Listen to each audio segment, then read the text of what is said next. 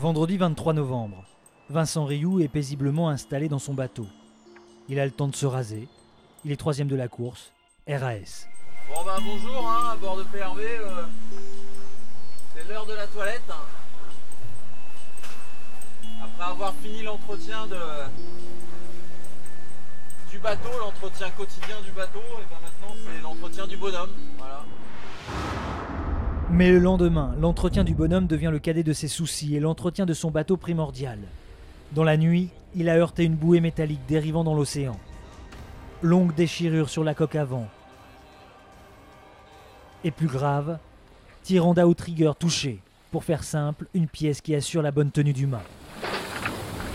À quoi tient un Vendée Globe? Des merdes qui traînent dans la flotte. Allez, à plus. Vincent ne se démonte pas.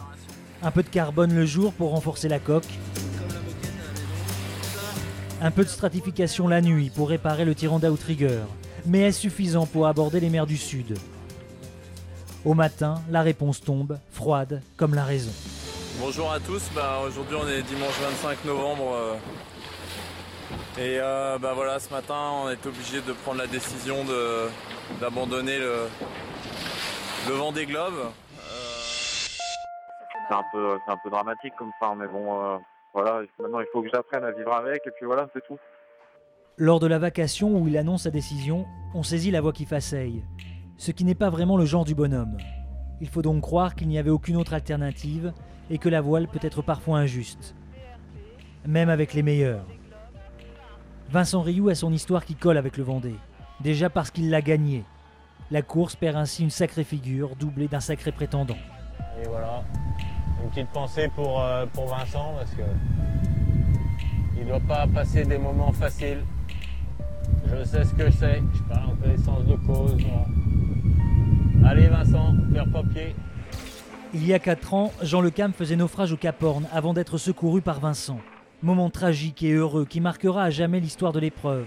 Alors faut être honnête, quand on a une telle relation avec cette course, c'est un peu con de devoir abandonner à cause d'une merde qui traîne dans l'océan. La dernière fois je suis arrivé sous la neige à Ushuaia et puis aujourd'hui j'arrive sous le soleil à Salvador de Bahia. C'est pas les Sables d'Olonne, hein. Il y a des immeubles tout pareil mais c'est pas le bon endroit. C'est ça le Vendée Globe quoi, voilà. Un coup ça marche pas. Vincent n'est donc plus là, alors que se met en place un grand moment stratégique. Car la tête de la flotte doit gérer le cas de Sainte-Hélène, l'anticyclone qui barre la route du Sud. Pour l'instant, Armel Lecléache, Jean-Pierre Dick et François Gabard sont encore sereins. Voilà, on descend toujours plein sud pour contourner l'anticyclone de Sainte-Hélène. Voilà, le Brésil à droite, l'anticyclone à gauche. Et on descend vers les 40e rugissants, voilà, qu'on va atteindre dans une semaine environ. Donc pour l'instant c'est encore short t-shirt et crocs. Mais dans une semaine on aura les sirènes, les bottes, le bonnet et les gants. Et ça bat son plein. Là-bas, Armel Lecléache. Juste un peu derrière à mon vent, on a François Gabard avec Massy. Comme vous pouvez le voir, pas beaucoup de vent. Et voilà, on est à 20 degrés sud.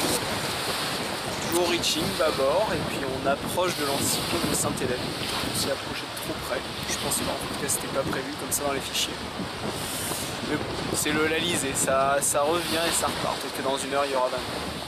On n'ira pas jusqu'à dire que le Vendée Globe se joue là, mais on est quand même bien impatient de voir l'issue de la partie d'échecs que se livrent les marins. Jean-Pierre Dick est le premier à s'éloigner de la route directe, à plonger dans le sud. François Gabard le suit, Armel Lecléache va au plus court. Résultat, dans plusieurs jours, chacun a pris son option. En aveugle, que veux-tu? At the moment, there's two thoughts of which way to go. One, you can go down that way, or two, you can go this way. If you go down that way, it means that you have to cross an area of light wind, and then there's new wind coming from that side. So you're the first people to get that new wind, and that rockets you to the south. Whereas myself, Bernard Stan behind me, and the leader, Banque Populaire, we're trying to stay this side of the band of light wind and hopefully make enough miles now while those guys are in the light winds to be able to keep us in our position when the new wind arrives. it's a tricky situation and really there's no right answer right now. And Toujours est-il que cette incertitude génère du stress, de la tension, l'angoisse rôde. Là, il y a une dorsale là, qui ça fait ses genoux, qu'on a du mal à passer. Et bon, c'est comme ça. Donc, entre les grains, c'est paisible. Et pendant les grains, c'est sport, c'est... Les positions évoluent. Jean-Pierre Dick, partisan de l'option la plus radicale, prend cher. Il est 5e, à 340 000 du leader. Ah, Pétole, quand tu nous tiens. Ouh, que c'est dur sur Virba Paprec 3 cet après-midi, depuis 6 heures. Plus un pédère sur le bateau. C'est un peu l'angoisse et voilà le spectacle. Pas très excitant. Si ça n'est pas très excitant pour eux, ça l'est pour nous. Parce qu'à cet instant, il y a une seule certitude, ça revient par derrière. Et il y en a un qui, l'air de rien, tire sacrément bien son épingle du jeu. Hola, hombre. ¿Qué tal? ¿Qué tal, hombre? Muy bien. Ouais, et je fais pas que bricoler aussi, je sais barrer aussi. Voilà, dans ces conditions-là, c'est bien de barrer parce que comme un cheval, quoi. Il faut lui montrer qui est qui. Quoi. Sinon, il faut être ferme au départ et smooth par la suite. Donc là, c'est top moumoute. Ça galope, on voit que le bateau est à bonne vitesse. C'est un assez bon art parce qu'on est en train de récupérer des milles sur le groupe de tête. La flottille est en train de se regrouper. nous voilà à la chasse avec notre ami Javier Sanso tout de devant. Sur le cam, Dominique Fabre et Mike Golding sont bien revenus sur le paquet de tête. Là on va assez vite, on est à 18 nœuds là. Ouais, je fais quoi? Combien? 16 nœuds? Putain, c'est pas assez. 16 nœuds, putain. Je devrais faire plus. Combien de vent? Un petit 18. Un petit 18, 6. Ah ouais. Quand même. Un petit 18. Bon bah voilà, un petit 18, ça vous ira quand même. Ouais, merci Jean, un petit 18, ça le fait bien. Mais pendant qu'aux avant-postes, ils savourent leur retour ou se rongent l'essence sur la validité d'une option, les derniers, eux, passent l'équateur. Désormais, tout le monde est de l'autre côté. Côté sud. 3, 2, 1, stop. Et voilà, nous voilà dans l'hémisphère sud. Et maintenant on a la tête à l'envers. C'est la fête.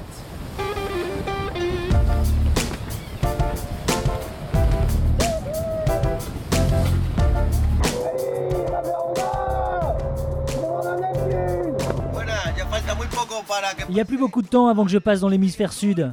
Ça y est, j'y suis. Et moi, je vais me prendre une bonne tranche de jambon. Les Français, eux, doivent boire du bon champagne. Hop là! Oh! Passage! Alessandro Di Benedetto a été le dernier à rejoindre les autres de ce côté-ci du monde. Loin derrière, mais heureux.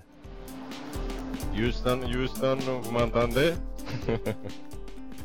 C'est vrai, on est un peu comme dans l'espace ici, on est seul à l'extérieur du monde. Alessandro Di Benedetto, l'italien, a la joie de naviguer communicative. Même le gros oiseau cherche sa présence. Alors, quand je suis là, à la barre, ben, il vient me rendre visite, ça fait de la compagnie. Pour le moment, c'est lui qui part. Voilà, il essaye au moins. Alessandro a déjà fait un tour du monde en solitaire, sans escale, sur un 650. Autrement dit, c'est un aventurier qui a l'art d'aimer la débrouille. Sa façon d'être en mer est aussi un art de vivre. Ben, c'est la salade, ici des graines, voilà. Alessandro offre en permanence des leçons de choses. Mais n'est-ce pas aussi un des mérites du Vendée Globe, d'ouvrir la tête, de saisir la petitesse et la grandeur du monde, de transmettre quelques valeurs valables